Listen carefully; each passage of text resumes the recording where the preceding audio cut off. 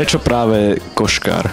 Pretože je mi to celkom blízka, zaujímavá téma. Vyrastal som na dedine v Moste pri Bratislave, kde som vydával už ako malý koškárov a vždy ma zaujímalo, že kto tí ľudia vlastne sú, čo robia s tými koškami a perím. Ma to tak nápadlo to zakomponovať do filmu a urobiť z toho takú dobrú komédiu.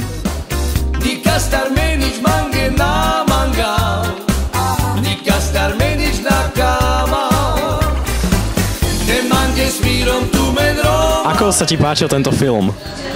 Extrém. Užil som si to neskutočne. Ľudia, štáb, herci, Igor, fakt akože úplne super. Keď som to takto videl v komplete, tak zimomriavky, smutné, šťastné, krč v sánke od radosti, takže super zážitky. Veľmi. A moje manželke najviac. Moja manželka mi povedala, že už keď sme to videli ešte polosurové, sme to boli nahľadnúť pred 3 týždňami, už sa jej to vtedy páčilo. Teraz to už je úplne dobré. Súdim z emócií ľudí, že sa ľudia fakt bavili. Jak na filme, tak na dokumente.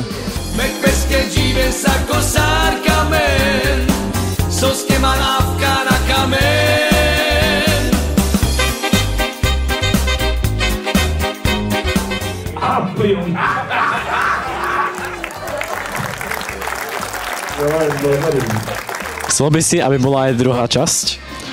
Ako keby išlo o mňa, tak môžeme začať zajtra. Určite áno a dúfam, že bude druhá časť. Myslíte si, že viete, čo bolo v tej skrini? Myslím si to, ale neviem to na 100%.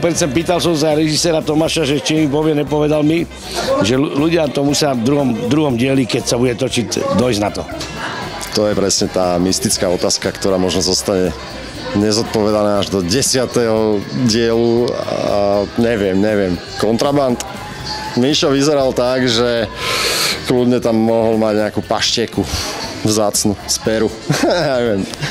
To je filmárske tajomstvo, ale to sa môžete dozvedieť v 2.